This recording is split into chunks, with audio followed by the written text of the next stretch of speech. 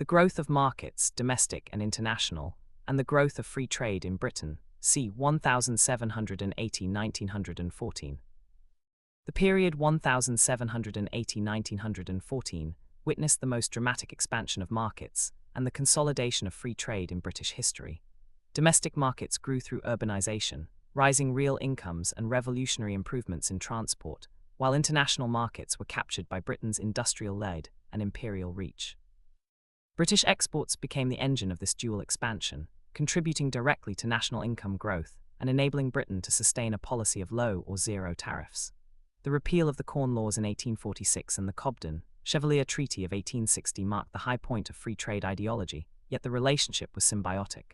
Market growth made free trade politically and economically viable, while free trade itself accelerated market expansion. This essay argues that the growth of markets and free trade were interdependent, with British exports and rising national income acting as the crucial links. Protectionist tariffs were abandoned not merely on ideological grounds, but because Britain's industrial supremacy allowed it to dominate open markets. Any return to high tariffs in the late 19th century would have slowed, rather than accelerated, growth. The analysis draws on both contemporary evidence and modern cliometric studies to demonstrate that free trade was a rational response to Britain's position as the workshop of the world. Domestic market growth was fundamental. Between 1801 and 1911, the population of England and Wales rose from 8.9 million to 36.1 million, while urbanization accelerated. By 1851, more than half the population lived in towns of over 2,500 inhabitants, reaching 80% by 1911. This created a concentrated consumer base. Rising real wages, especially after 1850, further expanded purchasing power. Feinstein's data show real GDP per head rising from £28 in 1800 to £130 by 1913 at constant prices. The transport revolution was decisive. Canal mileage peaked at over 4,000 miles by 1830, but railways transformed the picture, from 0 miles in 1825 to 13,000 miles by 1870. Freight rates fell by 70% between 1830 and 1870, allowing coal, iron and consumer goods to reach distant markets cheaply. The result was regional specialization: Lancashire cotton, Yorkshire woolens, Midlands hardware. Domestic demand for textiles, ironware and later consumer durables, sewing machines, bicycles, stimulated investment and economies of scale. Historians such as Mocker emphasize that this internal market growth provided the home demand that allowed British manufacturers to perfect techniques before exporting. Without a secure domestic base, the risks of international trade would have been prohibitive. International markets grew even more spectacularly. British exports rose from £25 million in 1800 to £354 million by 1913 current prices, a 14-fold increase. Cotton textiles dominated. In 1850, Britain supplied 45% of world cotton cloth exports. By 1913, the figure was still over 30% despite new competitors. Machinery exports grew from £1 million in 1840 to £35 million in 1913, reflecting Britain's role as exporter of the Industrial Revolution itself. Coal and iron followed similar trajectories. The empire provided a secure market. India absorbed 20–25% of British cotton exports by the 1880s, while informal empire in Latin America absorbed British capital and manufactures. The gentlemanly capitalism thesis of Kane and Hopkins highlights how the City of London financed this global reach through invisible earnings, shipping, insurance, finance, which by 1913 exceeded visible export earnings. British dominance was reinforced by naval supremacy and the gold standard, which created monetary stability for international transactions. Thus, international market growth was both cause and consequence of Britain's export success. The importance of British exports cannot be overstated. Exports accounted for 10% of national income in 1800, but 25–30% by the 1870s. 1913 Crafts revised estimates. They performed three critical functions. First, they earned foreign exchange to pay for essential food and raw material imports, wheat, cotton, timber, preventing balance of payments crises. Second, they stimulated domestic industry through forward and backward linkages. The cotton industry alone employed over 500,000 workers by 1850 and generated multiplier effects in engineering and shipping. Third, export demand encouraged technological innovation. The need to undercut foreign competitors drove the adoption of the power loom and later the self-acting mule.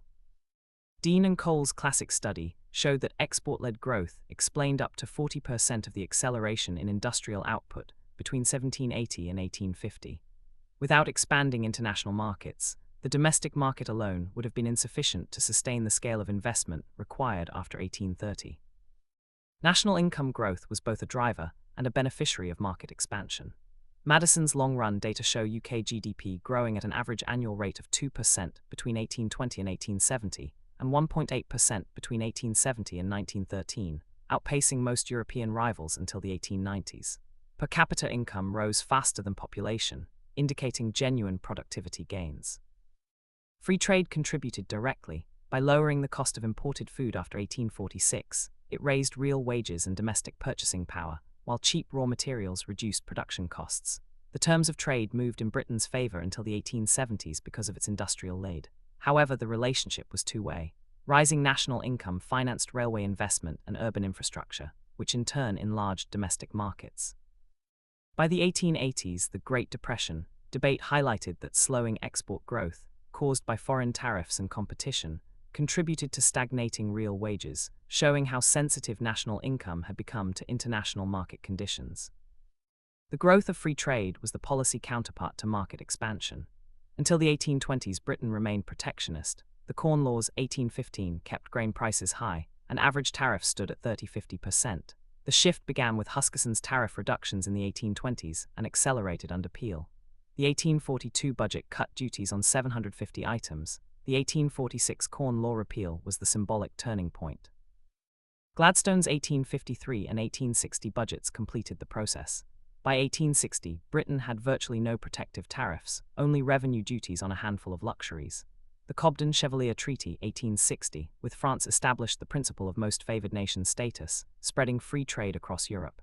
Ideologically, this reflected Adam Smith's attack on mercantilism and Ricardo's comparative advantage theory. Politically, it was driven by the Anti-Corn Law League. Urban manufacturers and the working class demand for cheap bread. Economically, Britain could afford free trade because its technological lead, steam power, factory production, made its goods competitive even without protection. Tariffs played a paradoxical role. High tariffs before 1846 had protected agriculture and some infant industries, but they raised food prices, depressed real wages and invited foreign retaliation.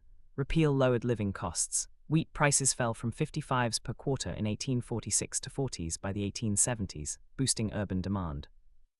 Free trade also stimulated exports. Manufacturers could buy raw materials cheaply and sell finished goods without fear of retaliatory duties. Yet Britain's unilateral free trade was not universally beneficial. Foreign countries, Germany after 1879, USA after the McKinley Tariff 1890, adopted protection, eroding Britain's market share. The fair trade movement of the 1880s argued that Britain was being exploited. Chamberlain's tariff reform campaign, 1903, sought imperial preference, but it was defeated in 1906 because the electorate still associated free trade with cheap food and prosperity.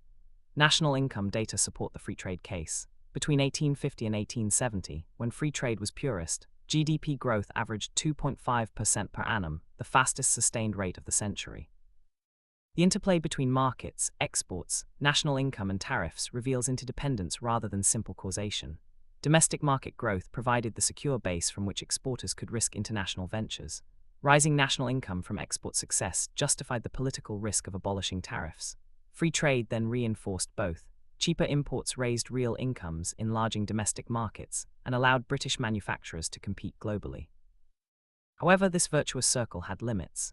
By the 1890s, foreign industrialization, Germany, USA, and new tariffs reduced Britain's export growth to 1.5% per annum, contributing to the relative decline debate. National income still rose, but slower than rivals.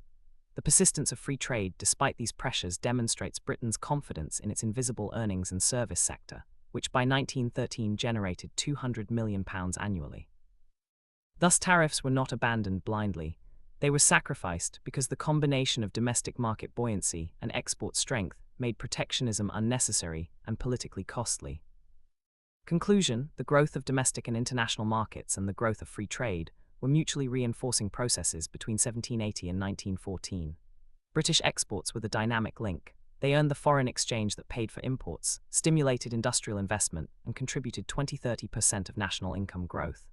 Rising national income, in turn, expanded domestic purchasing power and financed the infrastructure that integrated markets. Tariffs were reduced because Britain's industrial supremacy made protection redundant, and because free trade delivered cheap food and raw materials to an urban electorate.